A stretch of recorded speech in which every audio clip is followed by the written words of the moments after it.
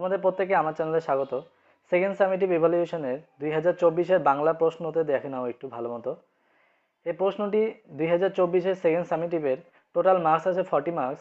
তোমরা প্রত্যেকেই জানো সেকেন্ড সামেটিভে ক্লাস 10-এ মার্কস থাকে 40 নম্বরের। তো এটি কিন্তু ক্লাস 10-এর সেকেন্ড সামেটিভে বাংলা প্রশ্ন। খুব ভালো মতো দেখে নাও, এটি একটি সংস্থার প্রশ্ন। তোমরা নিজেরা এই প্রশ্নটি সলভ করবে। টাইম আছে 1.5 ঘন্টা। এখানে 1 নম্বর থেকে শুরু হয়েছে, সঠিক উত্তরটি বেছে নিয়ে লিখো। 1 নম্বরে 7টি প্রশ্ন এখানে রয়েছে। 1-এর 1 থেকে শুরু হয়েছে, ছদ্মবেশে সেদিন হরিদার রোজগার মন্দ হয়নি। কিসের ছদ্মবেশ? এখান থেকে শুরু হয়েছে। 1-এর 1, 2, 3, 4, 5, 6 এবং 7 পর্যন্ত রয়েছে। লাস্টের প্রশ্নটি রয়েছে দেশান্তর ইজিক্যাল টু অন্য দেশ একটি কোন সমাসের উদাহরণ। এখানে 4টি অপশন রয়েছে, যে কোনো একটি হবে। এরপরে দেখো 2 নম্বরে চলে আসলাম। 2 নম্বরে লেখা আছে কম বেশি 20টি শব্দের নিচে প্রশ্নগুলি উত্তর দাও। খুব ইম্পর্টেন্ট প্রশ্ন, ভালো মতো দেখে নাও। 1 নম্বরে 8টি প্রশ্ন রয়েছে। এখানে বিরাগীর মতে পরম সুখ কি? এখান থেকে শুরু হয়েছে 2-এর 1 নম্বরটি। এরপরে 2-এর 8 নম্বরের লাস্ট প্রশ্নটি রয়েছে সংজ্ঞাসহ দ্বন্দ্ব সমাজের উদাহরণ দাও। 3 নম্বরে রয়েছে প্রসঙ্গ নির্দেশসহ কম বেশি 60টি শব্দের মধ্যে যে কোনো একটি প্রশ্নের উত্তর দাও। এখানে যে কোনো একটি প্রশ্ন করতে বলা হয়েছে। 3 নম্বর রয়েছে হরিদা পুলিশ সেজে কোথায় দাঁড়িয়েছিলেন, তিনি কীভাবে মাস্টারমশাইকে বোকা বানিয়েছিলেন। 1 + 2 = 3 রয়েছে। এখানে 2টি প্রশ্ন রয়েছে, যে কোনো একটি দিতে হবে।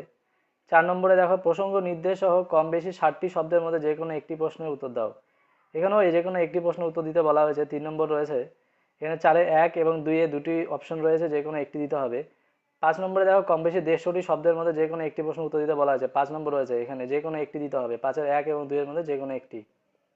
6 নম্বরে বলা হয়েছে 125টি শব্দের মধ্যে যে কোনো একটি দিতে বলা হয়েছে। 4 নম্বর রয়েছে 6-এর 1 এবং 2টোর মধ্যে যে কোনো একটি দেবে। 6-এর 1 নম্বর রয়েছে কিন্তু ভদ্রতার অযোগ্য তোমরা, কাকে উদ্দেশ্য করে কথাটি বলা হয়েছে, এই কথা বলার কারণ কি? 6-এর 2 নম্বরে আছে বাংলার এই দুর্দিনে আমাকে ত্যাগ করবেন না, কাদের উদ্দেশ্যে এই কথা বলা হয়েছে, কোন দুর্দিনের জন্য তার এই আবেদন। 7 নম্বরে দেখে নাও কম বেশি 150টি শব্দের মধ্যে যে কোনো একটি প্রশ্নের উত্তর দিতে হবে।